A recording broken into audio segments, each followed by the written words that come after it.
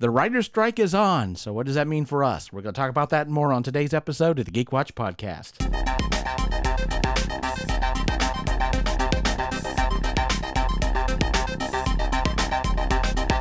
This is the Geek Watch Podcast with Brian Hatcher and Mandy Petrie.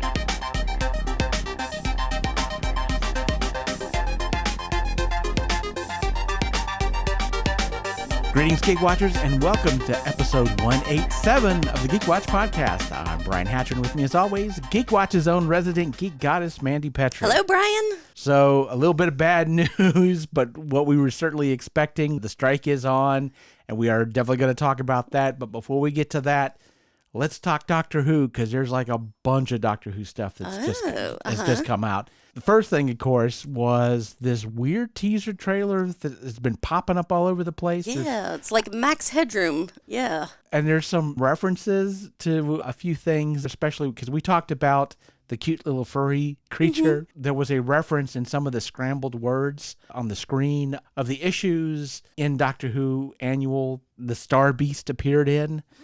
And so they're definitely going down that road as part of it. There's just like little snippets of things. They love their Easter eggs. Yeah, they're throwing Easter eggs in there. And there was another one that came out, I think, last night during the commercials of Have We Got News for You? And there was like a moment, a flash of you saw the 14th Doctor and Donna. And you can definitely tell that David Tennant, he's not 11 because he's got this checkered suit on. So he's definitely the same but different. Mm-hmm. So we got that as news. We also got some casting news. Johnathan Groff has been cast in a major role, but they haven't said who he's going to be playing.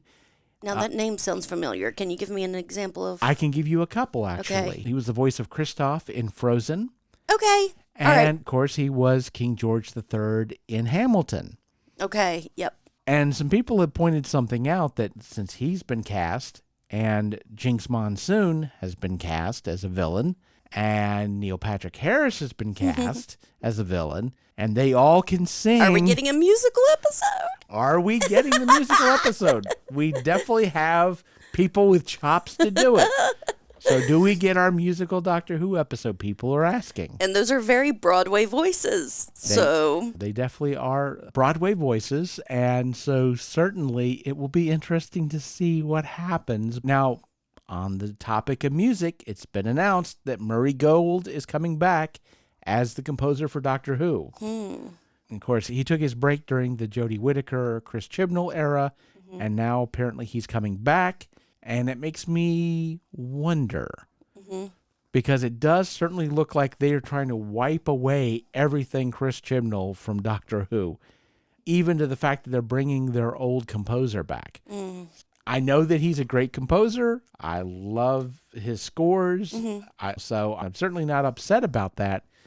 But yeah, it does seem like they're trying to kick as much dirt on the Chris Chibnall era as they can. And to me, that's just another example of it.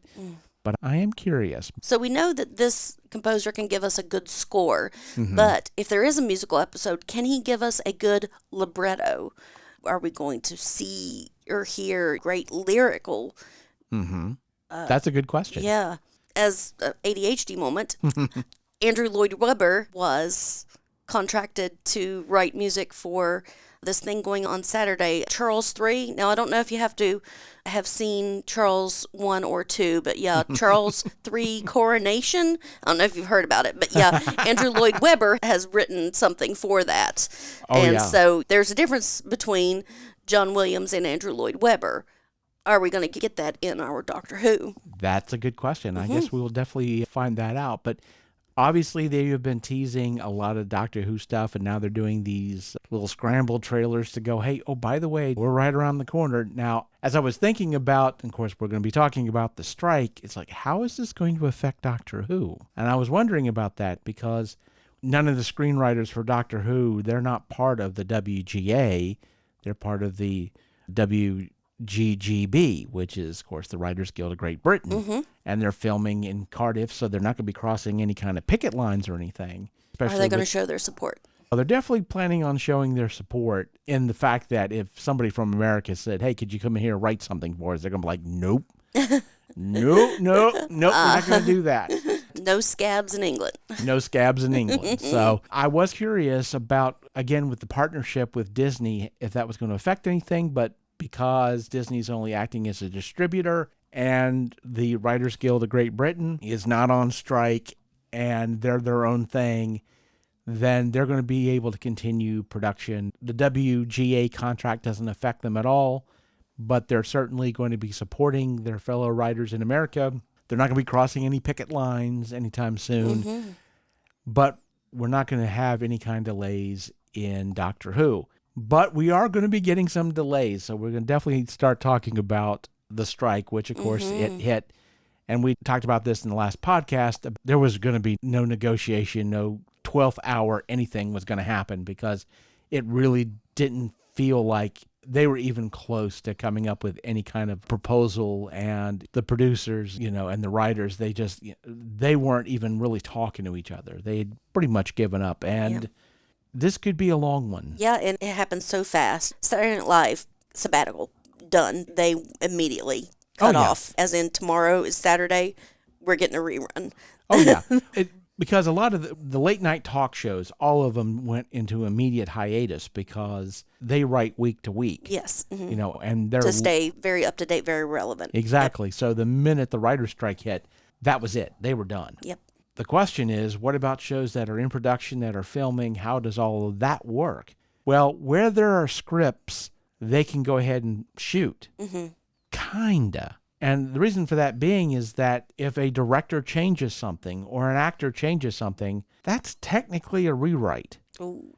So even if they're not writers, are you going to be pushing the line? Are you going to be taking a risk here? And it's a risk that apparently the new Game of Thrones, House of Dragon. The House of the Dragon, yeah. They're pushing their luck. They're continuing to film. Wow. They're going to push through, but if they make any changes to the script, they're really pushing their luck.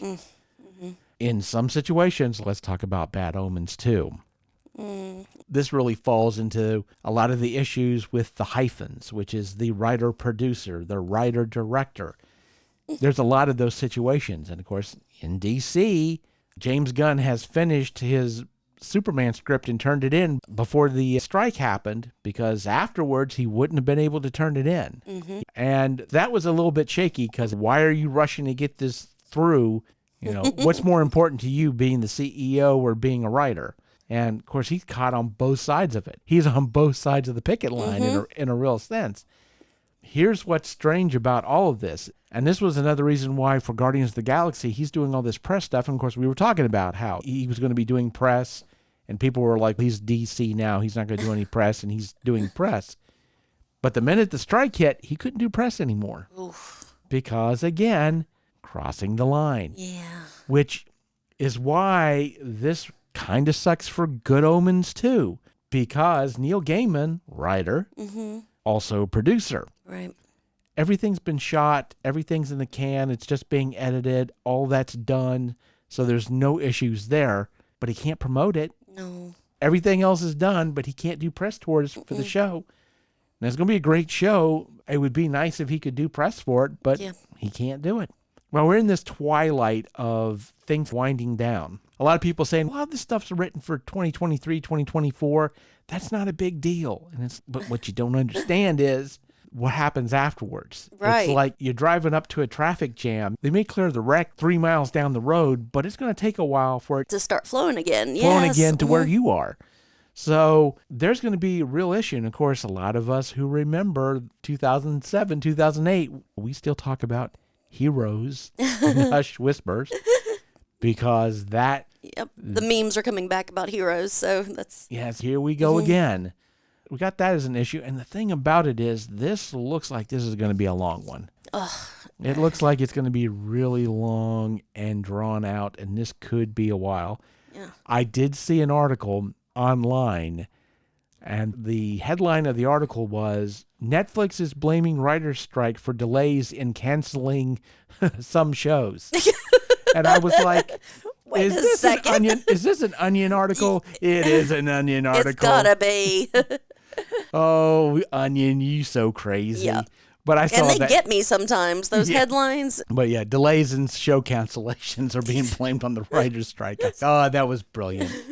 golf clap for that one. But it's going to be strange to see what happens over these next weeks and months, because I was going over some of the contract stuff and where there was contention.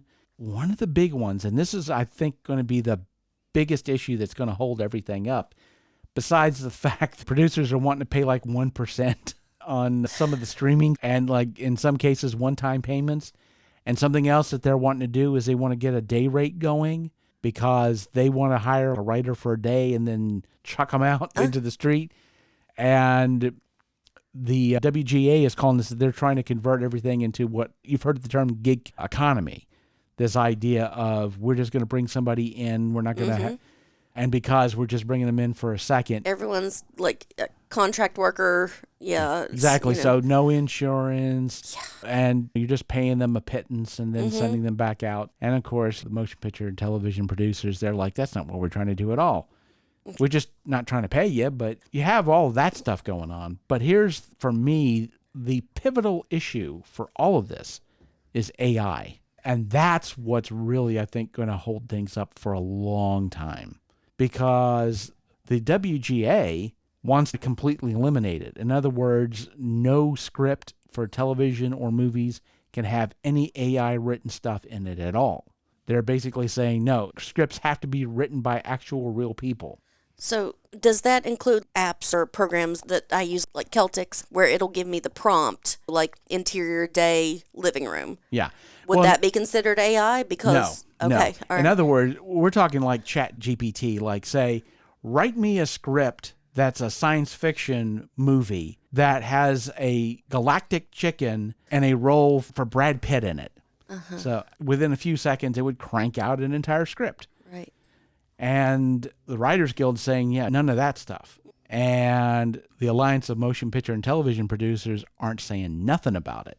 Now, we talked about this before because the writers are considered the lowest end of the totem pole when it comes to producers. And begrudgingly, they pay screenwriters because they need scripts. But again, they look at this as this is just a blueprint. All the real work's done by the producers and the directors and the actors. It's like you need screenwriters to draw out the blueprints. But if you went and gave a homeless person a blueprint to a house, you've not cured the homeless crisis. So that's the way they look at it. It's like the screenplay, it's important to get started, but it's not the product. It's like there's a ton of stuff that goes in. And because the script really to them is the least important part of it, if you can get a computer to crank them out, then why would you need a writer? You know, when they get a script written by a person, they're going to take it apart anyway. So what difference does it make if a computer writes it or a person writes it? Well, in their case, they don't have to pay for a script that's cranked out by a machine. Now, as a writer, obviously I'm going to say, and I'm going to be right about it, is that AI isn't going to write a script that's better than a really good screenwriter. And the reason for that, it's not just about getting words on a paper. It's the idea aspect of it. AI doesn't come up with ideas. They go off of prompts. It's the prompts that become the seed. That's the seed of creativity that allows AI, like ChatGPT, to be able to come up with screenplays. Good example, say Dolly, basically an AI that does artwork. And there's other ones like Midjourney. And now I can use those programs, even though I can't draw, I can't paint, but I can crank out art. Now, you can draw and you can paint. Now, is this the great equalizer?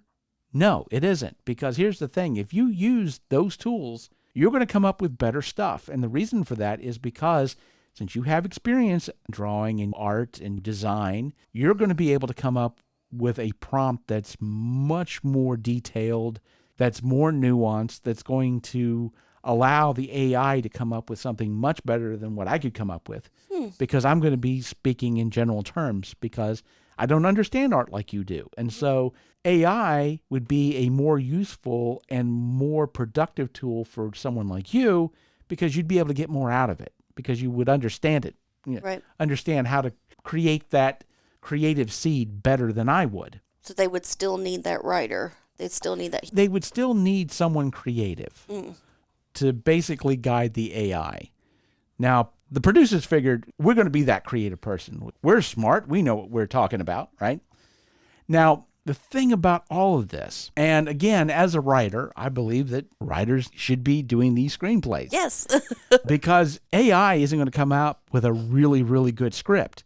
You're not going to get everything everywhere all at once from an AI. Uh-huh. You're just not. There's a lot of stuff there. Uncanny Valley. You're going to know. Yeah, it's definitely going to feel that way. Now, will AI replace really good screenwriters? Not anytime soon. Because again, we have that creative aspect. Now, can AI replace a mediocre screenwriter? All Yes. day, every day, they can do that. Because if you're just writing cliches and tropes and your work is very pedestrian, AI can duplicate that. They're doing that now. Mm-hmm. Now, the question is, do producers really care how good the script is? No. Not at all. They're going to look at a cost-effective aspect to it. They're going to look at, okay, obviously we're not going to get a script that's going to be as good as a really top-tier screenwriter could give us. Uh-huh. But is the improvement in the screenwriting going to justify the extra cost? We could go with a decent script for free, or we could pay a screenwriter, a really good screenwriter, a lot of money to come up with a little bit better script. But is it worth it? And I think right now, the producers... They're not going to think it is. No. You can take something public domain, run it through an AI, give me Romeo Juliet set on Mars, and... Exactly. You've got a Disney Channel movie. Producers are not looking for great movies. They're not looking to make great movies. That's not their job. Their job is to make movies that people will come to see. Right. They don't care how good the movie is. They don't even really care if you're hate watching something. Just as long you're as still watching it. As long as you're still watching it. And so that's going to be the issue, because of the Writers Guild of America, they don't want any AI involved. Yeah. And I totally get that. Uh-huh. Take away the fact that I'm a writer, just as someone who enjoys movies. I don't want a cookie cutter movie factory giving us the same movie over and over and over and over and over and over and over Hallmark again. Channel. Well, there you go. Because, yes, those Hallmark movies are cookie cutter, and it's like the same thing, the same poster over and again. Uh-huh. But they make money. They do. People and watch people 'em. love them over and over again. They'll watch them all the time. Yes. Exactly. They'll continue to watch them over and over again. And so there's money to be made. They'll be good enough, but we're never going to get great movies again. And I don't want to live in that world. Right. I want really good movies. Right now, that's going to be basically human screenwriters. Yeah. But the Writers Guild, they want to make sure that AI is not being used to write or rewrite scripts, that it has to be a person. Mm-hmm. And they're also saying, don't use our scripts to teach your AI how to write. Oh, yeah.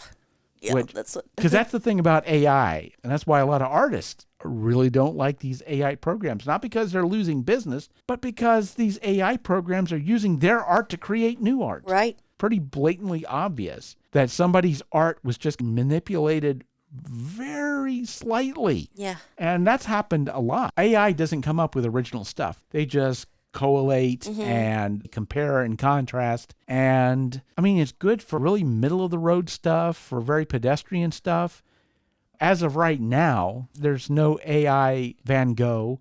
And there's certainly no AI Shakespeare. Nope. When it comes to being able to come up with creative stuff, you still need a creative person. Yep. But the producers, they're just like, wouldn't it be wonderful if we could just have scripts just be cranked out of a box? They don't have to be good, because it's the directors and the producers and the actors that make it good.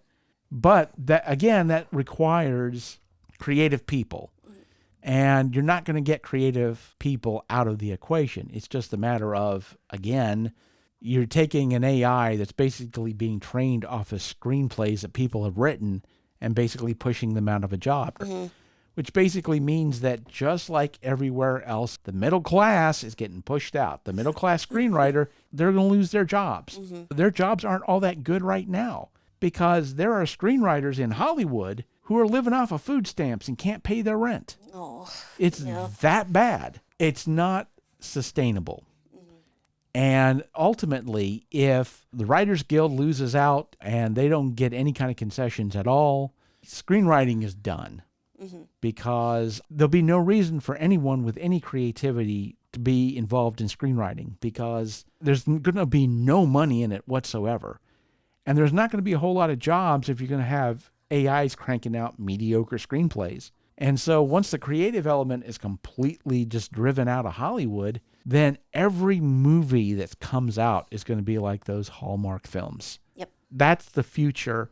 Like I said, even if you're not a writer and you don't care about any of that, at the very least, you should care about the fact that Hollywood could turn into another version of the Hallmark Channel. And it's like every movie is going to just feel like the same thing over and over again. Yep.